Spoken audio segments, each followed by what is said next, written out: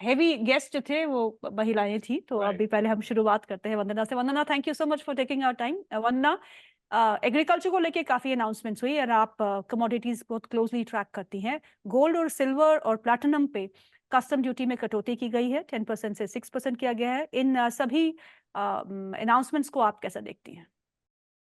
जी गीतू, सबसे पहले तो थैंक यू यहाँ बुलाने के लिए। और सही में अगर इस बार का बजट देखें तो सबसे पहला जो फोकस था वो एग्रीकल्चर पे था यहाँ पे। और गोल्ड सिल्वर की बात की जाए तो गोल्ड सिल्वर ने जैसे मार्केट में जबरदस्त रिएक्शन यहाँ पे दिया है। और सबसे बड़ी बात है कि जो ज्वेलरी सेक्टर से ये काफी सालों से ये डिमांड आ रही थी कि इंपोर्ट ड्यूटी कम किया जाए। ग्रे मार्केट्स में काफी ज्यादा सोना और चांदी यहाँ पे ऑलरेडी आ रहा था। तो इनका कहने का मतलब था कि अगर आप इंपोर्ट ड्यूटी कम करते हैं यहाँ पे तो इससे एक लीगल ट्रांजिट जो है वो यहाँ पे बढ़ेगा।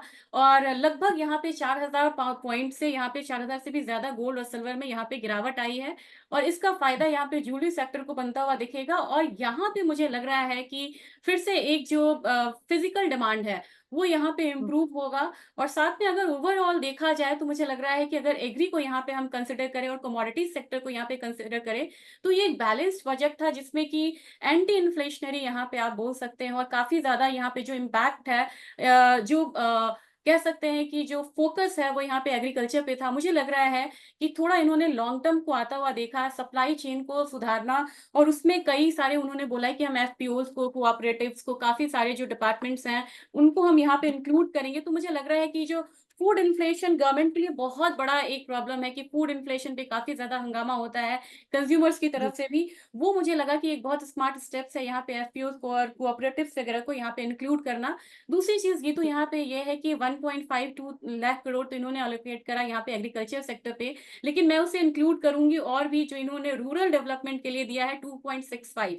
तो कहीं ना राइट। कहीं से डायरेक्ट और इनडायरेक्ट बहुत सारा एलोकेशन इस बार एग्रीकल्चर सेक्टर पे है। जैसे आप यहाँ पे देख सकते हैं कि ग्रामीण यहाँ पे सड़क योजना है, उसमें ये 25,000 गांव को जोड़ेंगे।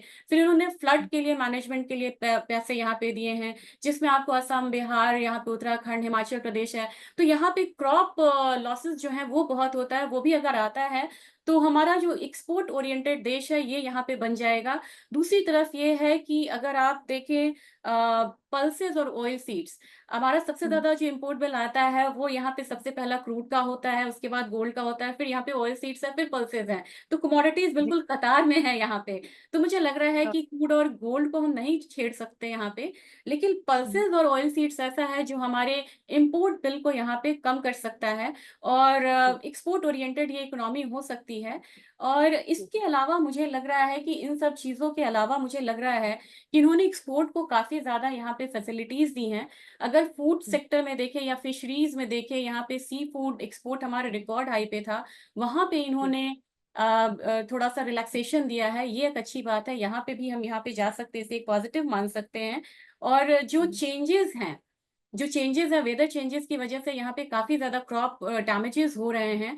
तो उन्होंने बड़ा इनोवेटिव स्टेप्स लिया है। इन्होंने क्लाइमेट रिजिलियंट वेराइटीज को इंट्रोड्यूस करने का यहाँ पे एक फोकस किया है। तो मुझे लग रहा है कि इन्होंने इमीडिएट भी देखा है डेवलपमेंट, और फ्यूचरिस्टिक यहाँ पे अप्रोच है गवर्नमेंट का। और साथ में अगर इसको देखें तो ये डेटा टर्म्स में पॉजिटिव दिख रहा है। 14 to 15% हमारा हो गया था जीडीपी में कंट्रीब्यूशन एग्रीकल्चर का, ये बढ़ के राइट। 18 to 19% हो गया है। मुझे लग रहा है कि जी। आने वाले अगर हम 5 साल को इंक्लूड करें तो it should be near of 20-22% in agriculture. तो मुझे लग रहा है पॉजिटिव डायरेक्शंस में यहाँ पे हम जा रहे हैं।